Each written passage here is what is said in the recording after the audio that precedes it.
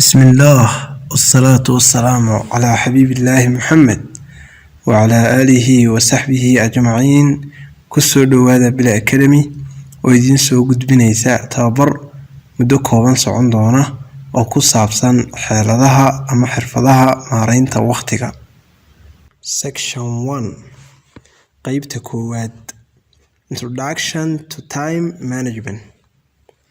hordhac guud oo ku saabsan maareynta waqtiga. ugu horeyn waa inaynu eegno waxa ay diinteena suubani ka tiri waqtiga inagoo cuskanayna aayadaha rabbigeen subxaanahu wa tacaala iyo axaadiista suubanaheena sallallahu alayhi wa alihi wa sallam. isagoo rabbigeen xusaya muhiimadda waqtiga waxa uu ku dhaartay marar fara badan sida ku xusan suuradahan wal fajr wal layl iyo waduxa. rasuulkeena suuban sidoo kale waxa laga wariyay xadiiskan la tazaalu qadama 'abdin yawm al-qiyamah hatta yus'al 'an arba' 'an 'umrihi fima afnaah. oo macnihiisu yahay kama hor dhaqaaqi doonaan codbaha adoonku rabbigii ilaa la weydiiyo 4 su'aalood. waxaana 4 su'aalood kamid ah oo u horeysa waxa uu cimrigiisii ku soo bixiyay. dhinaca culimada haddaynu iskor taagno imaamkii taabiciga ahaa ee Xasan al-Basri waxa uu yiri ya ibn aadam inma anta ayyaamun majmuuca fa idha dhahaba yawmun dhahaba ba'duk. oo la micnaa bani aadamow waxaad tihiin dharaaro isu biirbiiray, hadday dharaari tagto qayb idin kamid ah tagtay. isla section keenan waxa aynu ku eegaynaa su'aasha ugu muhiimsan oo ah what is time management? waa maxay maareynta waqtigu?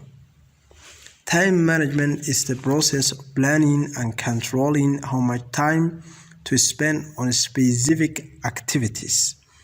maareynta ama nidaaminta waqtigu waa hanaanka loo qorsheeyo loona maareeyo muddada aad ku bixin karto hawlo gaar ah.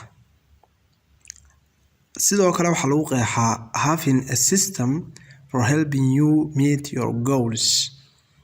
waa yeelashada hanaan kaa caawiya inaad hanato yoolashaada.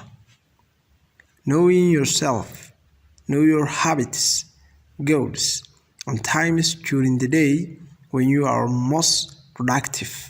sidoo kale waxa lagu qeexaa waa hanaanka lagu barto naftaada, caadooyinkaaga, ahdaaftaada iyo xilliyada maalintii ee aad wax soo saarka leedahay. sidoo kale haddaynu dhinaca kale iska taagno in another way it can be defined the main character to differ successful and unsuccessful people. si kale haddii aynu u qeexno waa sumadda ama tilmaanta lagu kala sooco dadka guuleystayaasha ah iyo faashiliinta ama guuldareystayaasha.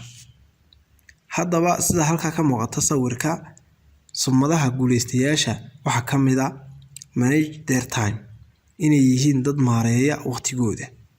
set and plan goals, inay dejistaan qorshaystaan ahdaaf. embrace change, inay qabatimaan isbedelka soona dhaweeyaan. halka sumadaha ama tilmaamaha faashiliintu ay yihiin don't manage their time, inaanay maareyn waqtigooda. never plan goals, inaanay ahdaaf ama yoolal dejisan. fear change, inay ka cabsadaan isbedelka.